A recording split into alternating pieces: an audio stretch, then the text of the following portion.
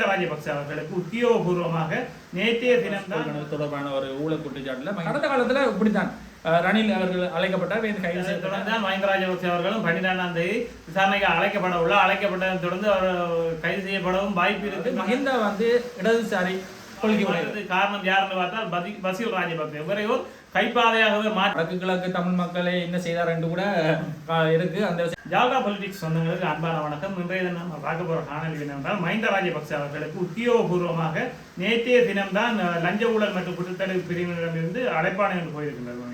கடந்த காலங்களில் ஊடகங்கள் வெளியிட்ட கருத்து என்னன்னு பார்த்தால் அவருக்கு ஏற்கனவே அழைப்பாணை போயிருக்கு. என்னது அந்த ஏர்பஸ் கொள்வனவு தொடர்பான ஒரு ஊழல் குற்றச்சாட்டுல மஹிந்தா மீது சுமத்தப்பட்டிருக்கு. ஒருவர் வாக்குமூலம் வழங்கியிருக்கிறார். அவர் இறந்தும் விட்டார். அவர் இறந்து மறுநாள் மஹிந்தாவுக்கு அவர்களுக்கு உத்தியோகபூர்வமாக அவருக்கு அழைப்பாணை போயிருக்கிறத யார் உறுதிப்படுத்திருக்கிறார்கள் என்றால் பெரமுன அணியினர் உறுதிப்படுத்தியிருக்கிறார்கள். உத்தியோகபூர்வமாக நேற்று தினம் சனிக்கிழமை, அதாவது மே 9ஆம் தேதி தான் அவருக்கு உத்தியோகபூர்வமாக அழைப்பாணை போய் சேர்ந்திருக்கு. ஆனால் ஊடகங்கள் வெளியிட்ட கருத்தின்படி அவருக்கு ஏற்கனவே போய்விட்டது என்ற ஒரு பாரிய ஒரு விடயங்கள் இந்த சூழ்நிலை இவருக்கு அழைப்பாணை போயிருக்கு. அப்ப இவர் எப்ப 12ஆம் தேதி சாட்சியம் அளிக்கணும், அது தொடர்பான லஞ்ச ஒழிப்பு ஆணைக்குழுவிடம் போய் அவர் ஒரு சாட்சியம் அளிக்க வேண்டியிருக்கு 12ஆம் தேதி. ஆனால் இதுல ஒரு சின்ன சிக்கல் இருக்குன்னா அவர் 12ஆம் தேதி சாட்சியம் அளிப்பாரா இல்லது இன்னும் கால அவகாசம் கேட்பாரா என்ற ஒரு சந்தேகம் தான் இந்த இடத்துல உருவாக்கப்பட்டு வருகிறது. கடந்த காலத்துல இப்படித்தான் ரணில் அவர்கள் அழைக்கப்பட்டார், கைது செய்யப்பட்டார். அதை சரியான முறையில விசாரிக்காத பட்சமோ இன்னும் தெரியல, அவர் வெளியே வந்துட்டார். அடுத்து அதை தொடர்ந்து மஹிந்த ராஜபக்ச அவர்களும் 12ஆம் தேதி விசாரணைக்கு அழைக்கப்பட்டதை தொடர்ந்து அவர் கைது செய்யப்படவும் வாய்ப்பு இருக்கின்றதாக பெருமுன கட்சியினர் கருதுகின்றனர். எதற்காக வேண்டித்தான் நாங்கள் தீக்குளிப்போம், நாங்கள் ஒரு பாரிய போராட்டத்தை கொழும்பில் நடத்த போகின்றோம் என்ற வகையில் கருத்துக்கள் விசாரணைக்கு பயப்பட மாட்டோம் என சொல்லியவர்கள், நாங்கள் கைது செய்யப்பட்டாலும் இவருக்கு எதிராக என்ன சின்ன நடவடிக்கை ஏற்பட்டால் நாட்டை தீக்குளிப்பு ஒருவர் சொல்லியிருக்கிறார். யாரோட திசக்கூடிய எப்படியெல்லாம் பல்வேறுபட்ட ஒரு இது இருக்கு. அப்ப பெருமுன கட்சியினர் என்ன செய்ய போகிறார்கள் என்ற ஒரு எதிர்பார்ப்பு மக்கள் மத்தியில் ஏற்பட போகிறது. அல்லது நுகக்குடையில் இவர்கள் செய்த ஆர்ப்பாட்டம் போலதான் புஷ்பானமா போயிடுமோ என்ற ஒரு இதுவும் காணப்படுகிறது. அப்படியும் இவர்களுடைய ஆர்ப்பாட்டம் புஷ்பானமா போறது தற்காலத்துல நடைமுறையில இது ஒரு விஷயம். அப்ப இந்த இடத்துல இவருடைய கைதை தொடர்ந்தாலும் அதுவும் ஒரு புஷ்பான நிகழ்ச்சியாக தான் காணப்படுமா என்ற ஒரு சந்தேகம் எழுப்பப்படுது. அப்ப இப்படி மஹிந்தாவுடைய வீழ்ச்சி அதை பார்த்தோம்னா அப்படியே குறைஞ்சு வருது. அப்ப இதற்கெல்லாம் காரணம் என்னன்னு பார்த்தால் அவர் சொல்லியிருக்கிறார். யார்? வாசுதேவ நாணயக்கார் அவர்கள்லாம் குறிப்பிடுகிற விடயம் என்னவென்றால் மஹிந்தவுடைய அனைத்து விதமான வீழ்ச்சிக்கும் ஒரே ஒருவர் தான் காரணம். அது வேறு யாரும் இல்லை, அவரது சொந்த சகோதரரான பசில் ராஜபக்ச அவர்கள் தான். என்ன சொல்றாருண்டா, தம்பி தான் காரணம். அவர் தம்பி பசில் அவருடைய சொற்படி நடந்த விளைவுதான் இவர் இன்று என்ன தோல்வி அடைந்து அல்லது வீழ்ச்சிக்கு காரணம் என்றவருடைய நினைக்கிறேன். பசில் அவருக்கும் இவருக்கு ஒரு ஏதோ பிரச்சனை போகுது போல இருக்கு. பசில இழுத்து விட்டுட்டார். அவர் என்ன சொல்றாருன்னா, ஆரம்பத்துல பெரமுன அதாவது மஹிந்தா இடதுசாரி கொள்கை உடையவர். அவருடைய கட்சி உறுப்பினர்கள் இடதுசாரி கொள்கையர். தொழிலாளர்களுக்காக பல்வேறுபட்ட போராட்டங்களை செய்திருக்கிறார். மற்றது நடைபாதைகள் பாத யாத்திரைகள் பாத யாத்திரைகள் எல்லாம் செய்திருக்கிறாரா குறிப்பிட்டிருக்கிறபடியும் எங்களோட சேர்ந்து நிறைய காலமா அவர் பயணிக்கிறார். அவர் அது வரைக்குமே இடதுசாரி கொள்கையுடன் செயற்பட்டிருந்தார். ஆனால் அவர் குறிப்பிட்ட ஒரு காலத்துக்கு பிறகு ஜனாதிபதியாக வருகின்றார். எப்பொழுது ஒரு ஜனாதிபதியாக வந்தாரோ அன்றிலிருந்து இவருடைய பாதை மாறுகின்றது. இந்த பாதை மாற்றத்துக்கு காரணம் யாருன்னு பார்த்தால் பசில் ராஜபக்ச இவரையோர் கைப்பாதையாகவே மாற்றி விட்டார், தனக்குள்ளோர் அடிமைப்படுத்தி கொண்டார் என்ற வகையெல்லாம் கருத்துக்களை தெரிவித்தார். என்ன சொல்றேன்னா, அவர் என்ன தொழிலாளர்களுக்கு போராட்டம் செய்தார். ஆனால் வடக்கு கிழக்கு தமிழ் மக்களை என்ன செய்தார் என்று கூட இருக்கு. அந்த விஷயத்தை யாரும் கதைக்கிறது இல்லை. சரி, அது இருக்கட்டும், ஒரு புறம் இருக்கட்டும். அப்போ இந்த இடத்துல வேற சொல்றேன். அதே இடத்துல அவர் இன்னொரு முக்கியமான விடயத்தை சொல்றேன்னா, அவருடைய தம்பியார் மற்ற தம்பியார் முன்னாள் ஜனாதிபதி அவர்கள் பதவியேற்ற பின் இந்த பசியில் அவர்களுடைய ஆட்டம் கொஞ்சம் ஆரம்பிக்கிறது. குறிப்பாக அமெரிக்க நிறுவனம் ஒன்றுக்கு, அந்த எரிவாயு கொள்வனவு தொடர்பான அமெரிக்க நிறுவனம் ஒன்றுக்கு தான் நீங்கள் கொடுக்க வேணும், அந்த டெண்டர் கொடுக்க வேணும் என்ற ஒரு விஷயத்தை சொல்றார். அப்ப அந்த இடத்துல நாங்கள் வாசுதேவ அவர் மிமல் வீரவம்ச மற்றது போன்றாங்கன்னா அதுக்கு எதிர்ப்பு தெரிவிக்கிறாங்க.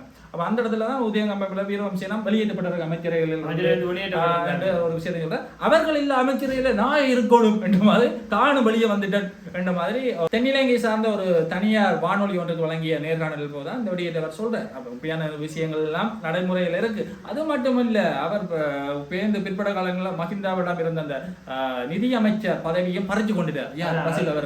அதுவரை காலம் மஹிந்த ராஜபக்ச ஜனாதிபதியாக இருக்கும்போது தான் வைத்திருந்த நிதியமைச்சர் பதவியை கூட தான் பசில் ராஜபக்ச அவர்கள் தட்டி பறித்துக் கொண்டார். இந்த தட்டி பறித்ததற்கான காரணம் என்னவென்றால் நிதியமைச்சர் கையெழுத்திடும் வரைக்கும் தான் எந்த ஒரு செயற்பாடும் நடக்கும்.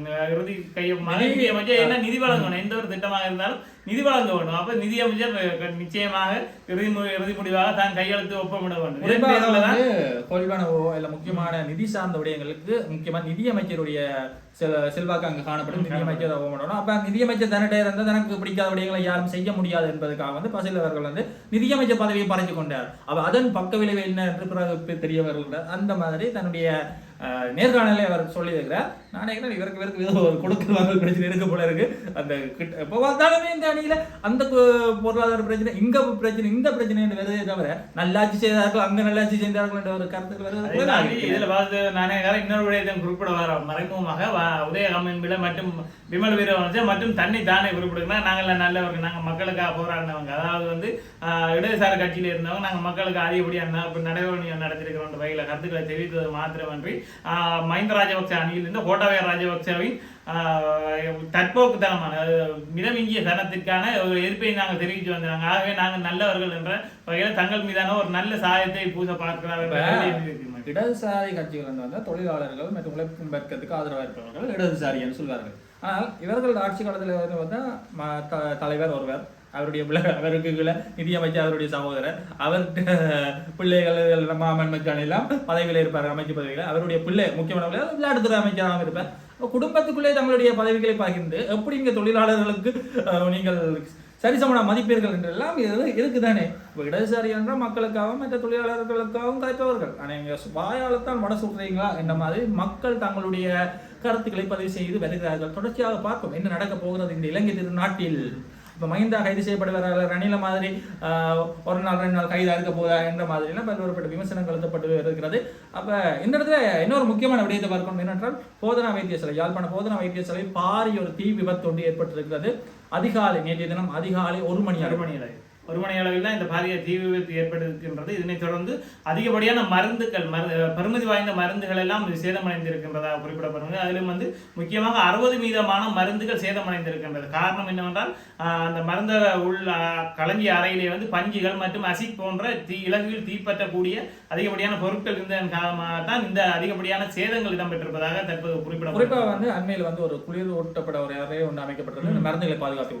அதன் மூலம் ஏற்பட்ட ஒரு மின் கசிவு தான் இதுக்கெல்லாம் காரணம் என்ற ஆரம்ப கட்ட விசாரணையில சந்தேகம் ஒன்று எழுப்பப்பட்டிருக்கிறது. அதே நேரத்தில் இன்னொரு பக்கமான விசாரணை செல்கிறது என்னென்றால் இது திட்டமிட்டு யாரும் செய்திருக்கிறார்களா. அப்ப அமைச்சர் சந்திரசேகர் அவர்கள் சொல்லும் போது வெளியிலேருந்து பார்க்கும்போது இது யாரும் திட்டமிட்ட செய்த மாதிரி தெரியல.